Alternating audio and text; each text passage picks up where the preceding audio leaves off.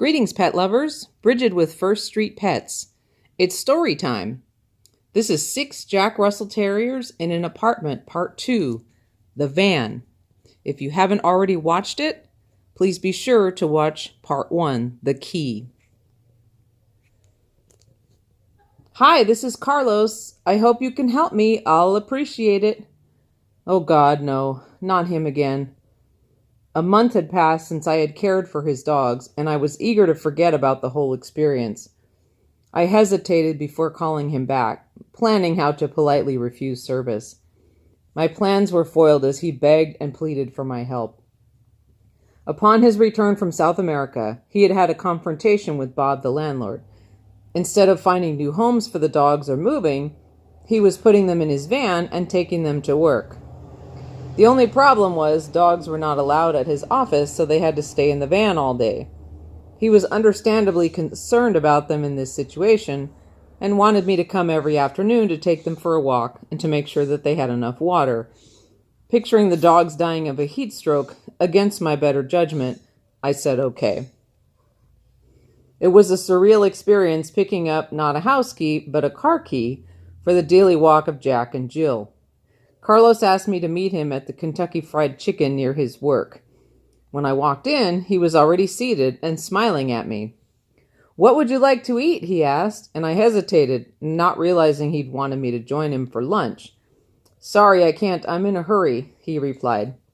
Carlos was disappointed, but thanked me over and over for helping him with his beloved dogs. On the day of the first walk, I approached the van and was greeted by snarling terrier faces. Then suddenly the dogs recognized me, and they started to wildly wag their tail stumps. "Hi guys," I said. "Interesting situation, huh?" They wagged their tails in agreement as I attached the leashes. The first few weeks were relatively normal, under the circumstances. The dogs enjoyed their walks around the railroad tracks, and they seemed to be okay in the van. That all changed when I arrived one afternoon to find Jill nursing 4 newborn puppies. "What?" I shouted to Carlos on the phone. Somehow I had blissed on the fact that the dogs, a male and a female, were not altered. 99% of my clients' pets were altered, so it had not even occurred to me that they could be breeding. Carlos seemed concerned about the puppies and agreed to leave work early to check on them. I told him that keeping adult dogs in the car was bad enough, but keeping puppies there was just asking for a tragedy. Something had to give. 2 weeks later, my day started with a long phone conversation with Carlos. Once again, I questioned my sanity in getting and staying involved with this client. I wanted to get away from him, but I was so concerned about Jack and Jill and their puppies that I knew this was not the time. I patiently explained to Carlos the benefits of spaying and neutering, responsible pet ownership, and flea control. I suggested that he either work something out with his landlord about keeping the dogs in the apartment or consider moving someplace else. I stressed that finding pet-friendly housing with 2 dogs was difficult enough, so he should really start looking for homes for the puppies ASAP. Just as I thought I had gotten through to them, he asked, "Do you know where I can take them to cut the tails?" Not feeling very hopeful, later in the afternoon, I drove to where his van was usually parked. I parked my truck, got out, looked up, and no van. I looked up and down the street, and seeing nothing, I phoned Carlos and asked if he went to work today. He assured me that he did, and his van should be where it always is. "Well, it isn't," I assured him. He sounded really worried and said he would find out what happened and call me back. I drove to my next pet sitting visit, shaking my head. That night I came home, threw down my coat, and collapsed on the couch. Like many pet sitters, I was lonely, spending most of my time with animals and seldom socializing because the most work is to be had on evenings, weekends, and holidays when everyone else is getting together and going out. Since money is tight in this profession, one hesitates to turn down work in order to take time off for social activities. As I was sticking a frozen lasagna in the microwave and clicking on the TV, the phone rang, and somehow I knew who it would be. "Hello?" "Hello, this is Carlos. I will tell you what happened to my car." "Okay, are the dogs all right?" "Yes, they are at the pound, and my car has been towed." He went on to explain how, for some complicated reason, the recently acquired used van did not come with a pink slip and so was not registered. Noticing the expired tags, the local police had run a check on the license plate number and called a towing service to take the vehicle away. That was when they noticed the canine occupants and called animal control. Apparently, the fees to reclaim the van were over $1,000 and it was still not registerable, so Carlos had no intention of picking it up. When the conversation turned to the dogs, he begged me to go to the shelter and see that they were okay, and said that he would make arrangements to bring them home as soon as possible. Before I could think better of it, I agreed. Because I continued volunteering after quitting my paid job at the local animal shelter, I was still a familiar face around there, and no one gave me a second look when I let myself in and went into the back in the employees-only area. I found Jack in a regular small dog kennel in the stray dog area, and Jill and her brood in an indoor cage in the medical area. As I entered the room, I immediately noticed a sheet covering the front of the cage and a red sign with the word "Caution" on it.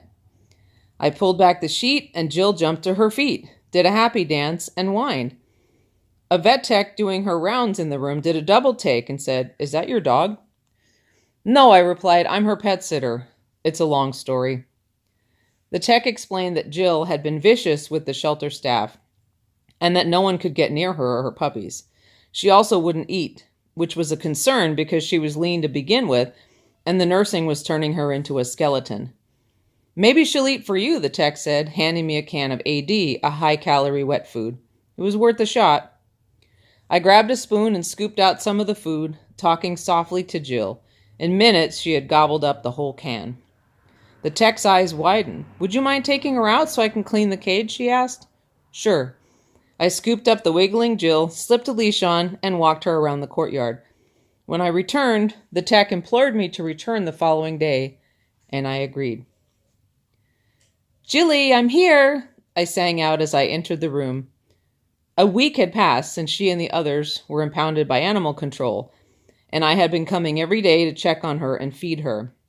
She was starting to gain weight and look better, and the puppies were fat and healthy. I had a lot of explaining to do to the shelter staff, as I was not eager to be associated with someone who left 6 dogs in a filthy van and was apparently making no attempt to reclaim them. I assured the animal control officer who picked them up that I was in daily contact with the owner and that he would come down as soon as possible. Until then, the staff was happy to have someone around who could actually handle Jill, who, among strangers, apparently became a 15-pound terror. That Friday, I agreed to drive Mr. Martinez to the shelter to pick up the dogs. I picked him up outside of his apartment complex and noticed that he was wearing a nice button-up shirt. He smelled like he had just showered and applied aftershave. I marveled at these observations, wondering why he got so cleaned up when he wasn't going to work but to pick up smelly dogs. I rolled down the window to relieve the perfumey smell. Paycheck in hand, he asked me to stop at the bank so he could get cash for my dog-sitting services and for the shelter's impound and boarding fees. I gladly did so, and as I waited for him in the bank parking lot, I contemplated how to get out of this situation once and for all. I would collect my money, get the dog safely home, then find some excuse to discontinue service.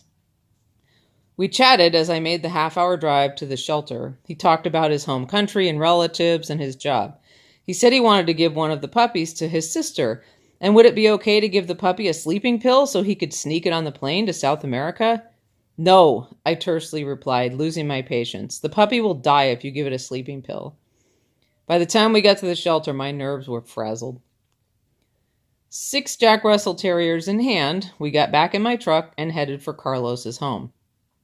For the trip, the puppies were in a large plastic cat carrier on the floor, and Jack and Jill were in his lap. After a few minutes, it started to rain, and I switched on the windshield wipers. Jill leaped out of Carlos's lap onto the dashboard, and with every tooth showing, attacked the wipers. Frustrated that she could not get at them through the glass, she growled and barked all the more. She was seriously distracting me and blocking my vision, but it was so funny I couldn't help myself.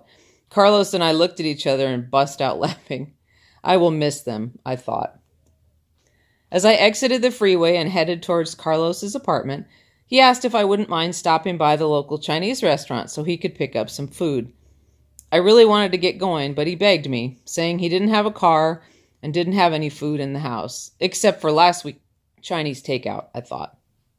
Against my better judgment, I agreed, and once again found myself sitting in the truck waiting for him. Jack and Jill looked out the window and wagged their tail stumps, and the puppies softly whined in the crate. After about 20 minutes, Carlos emerged from the restaurant with a large brown bag full of food. A week's supply, I thought to myself. As we drove the rest of the way to his place, my truck filled with a delicious smell, and my stomach growled.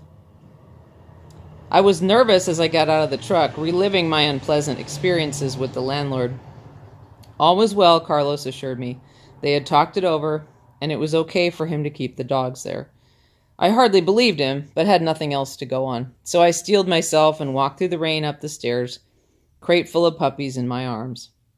After the dogs were settled, I headed for the door, and Carlos said, sounding surprised, "Aren't you going to stay and eat?" I had to admit that I was wet, tired, and hungry, and that Chinese food smelled really good. "Okay," I said, moving a pile of clothes and mail to make a space for myself on the brown couch. He sat on a wobbly chair across from me and handed me one of the takeout counters and a fork. No plates, just the containers and a fork. I relaxed as I chowed down on the food and chatted about the dogs. "What a situation, eh?" he said, and I had to laugh and admit that it was pretty crazy. After a while, I brought up the subject of not working for him anymore. I said, "You're out of my work area. I have a full schedule right now. Let me refer you to someone else." Looking stricken, he begged me to continue service for just a few more weeks until he could make other arrangements. I reluctantly agreed and left. Thank you for listening. I hope you've enjoyed this story. Stay tuned for part 3.